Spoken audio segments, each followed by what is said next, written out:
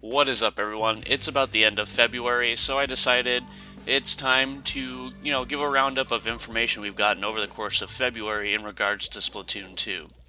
So what you're currently watching right now is actually a video of Splatoon 2's Spectator Mode. Now this was speculated since the Switch events because there were pictures of, or videos of what looked to be a Spectator Mode, and then there was a piece of paper that we talked about in the discussion that supposedly said that people are not allowed to document the Spectator Mode. And so there was speculation if the Spectator Mode was going to be in the final game or was just for the event. And sure enough, it's in the final game, and this video is showing it off. Now, what you can do is you can switch between having an overhead view of the map, where you can move around, or using either the D-pad, I think it is, or the face buttons, you can select players and go to their point of view. And what's really cool about this is not only can you watch the player's perspective, but it outlines other players as well. Like the enemies are outlined so you can see them through walls. So you can like say, oh, this guy is either he's like sitting here waiting for this guy to move, or does he know that guy's there, and so on and so forth. And it's really, really cool to see this, and I'm really glad that they decided to go with this. Like, Spectator Mode, people talked about it a lot in the first game and saying that this was really needed, and it seems like they actually listened. And here you can get a look at the choosing the players. Now, from what we were told, you can have at least 2 spectators, and that's really cool. And at the same time, it's kind of limiting because for tournaments, if people want to commentate over a tournament match, then that kind of limits the amount of I guess commentators, because only 2 people can be in the private with the 8 players. And so there's only going to be 2 commentators, or the people are just going to have to like rift off each other or something like that. And one thing that I wanted to show there is when someone gets killed, it actually it gives you the option to just switch over to the person who killed them. So here, when it shows the player, it just tells you what button to press to switch to their point of view. And that's also really cool for just switching. So like, you don't want to watch someone respawn, you can jump to the next person who's alive. And that's a really cool addition, and I'm just really excited for this. This is something that I've personally wanted because I wanted a lot more back when I didn't have a capture card, and I wanted people, to be able to see play. And this is going to help a lot of those people that don't have capture cards.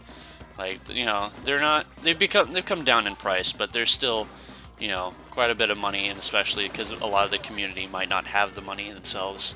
So the ability to have spectator mode is just amazing, and I can't wait for the final game.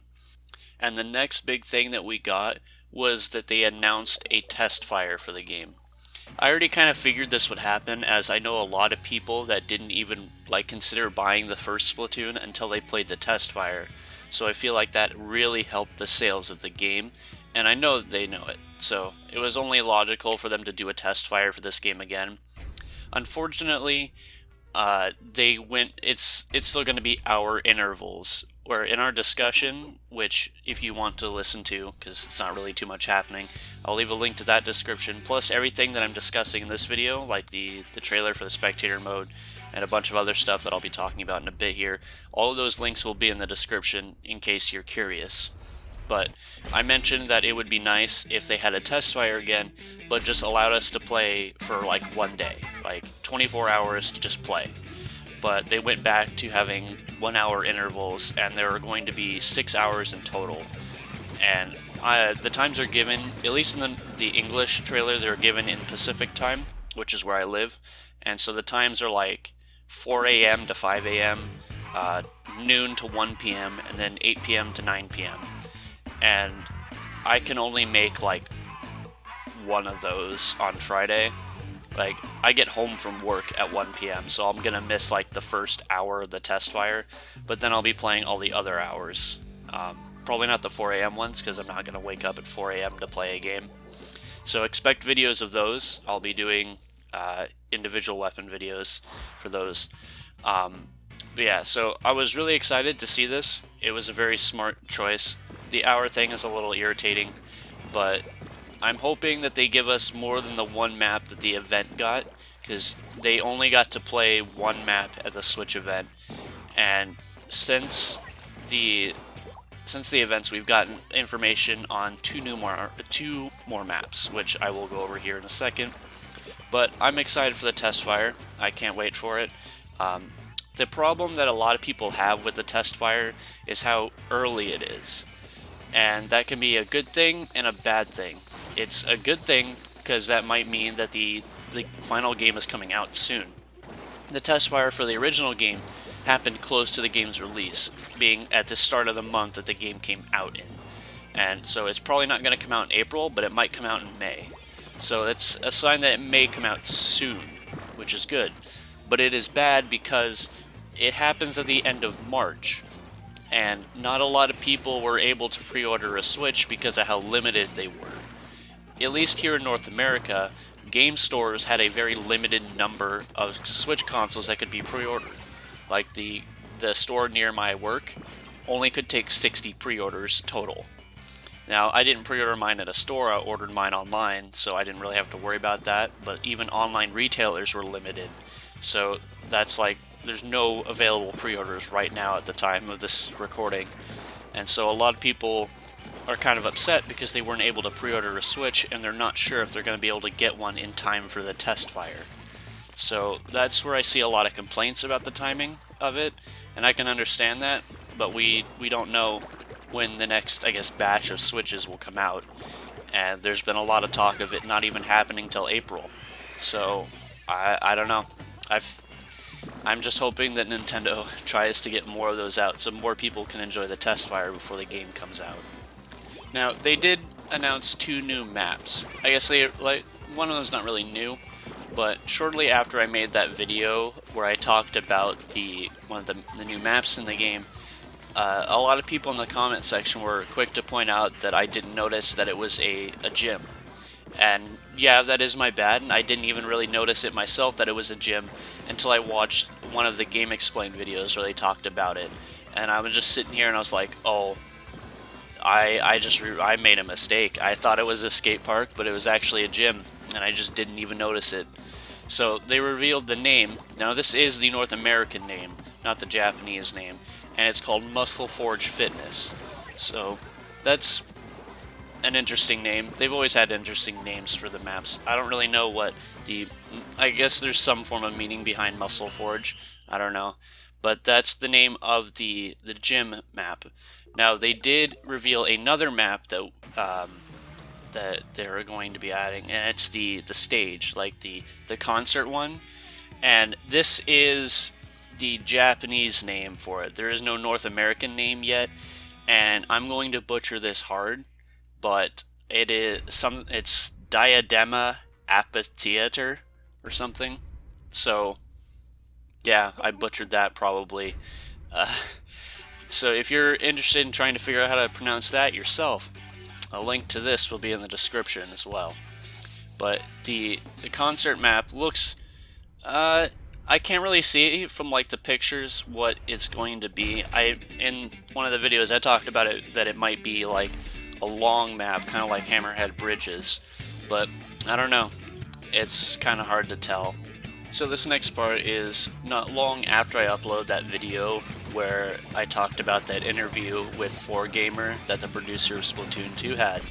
He turned around and had another interview with the Japanese gaming site Famistsu, and he answered quite a few questions. The translated version of the interview is like 4 pages long. So instead of going over everything, I'm going to do what I did with the 4Gamer one and just go over some key points. And I want to start out right away with the fact that he mentions that weapons will have several variants, not just like one. The weapons in Splatoon 1 tend to have like one variant, and weapons that have more than one variant are usually the ones that got like a Sheldon's Picked version.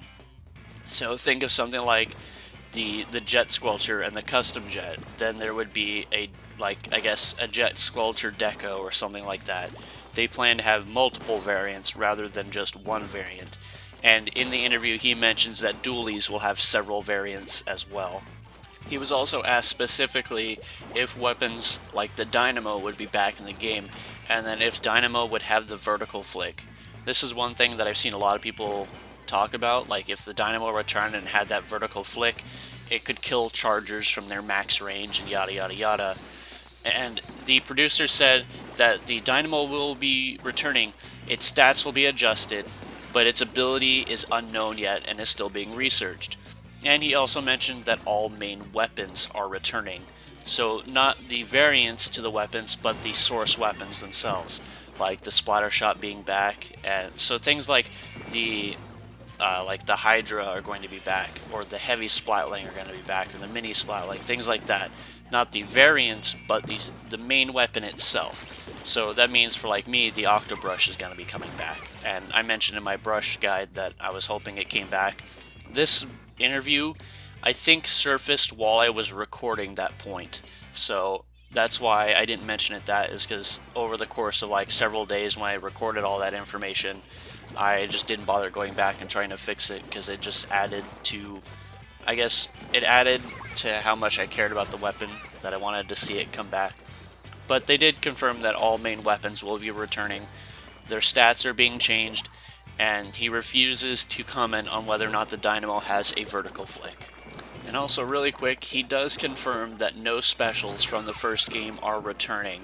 This has been something that people have constantly tried to argue, that there was going to be, Kraken or Bubbler that came back, or whatever special they wanted from the first game that was going to come back. But he did confirm that no special from the first game is returning. And then he was asked if there will be more gear abilities in the game. I think this means like if there's going to be brand new ones, or if there's going to be ones returning from the first game. And the producer's response was that he can't say anything. We only know of quick respawn, ink recovery, special saver, and damage up coming back, but we don't know about anything else. Hopefully certain abilities get the axe, because things like recon would only be a hassle to use, or they remove things that people either didn't use or things that people complain about, so like stealth jump being gone. So I'd like to see some new abilities, and I'd also like to see some go, to be completely honest. He also goes into some detail about how the app will work with the game. Now, the app meaning the Switch app that will be for like iPhones and Android phones.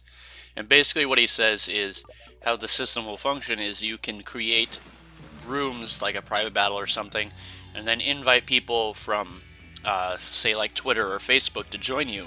And they'd click on the invite or whatever, and they would be taken to the app where they would join it.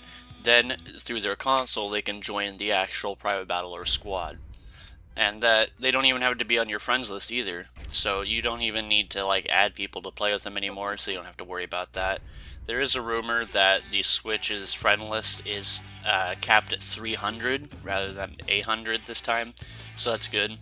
And then he mentions that how the voice chat works is prior to the match starting, everyone can hear each other, but the second the game has split into teams, the voice chat is restricted to only those who are on your team.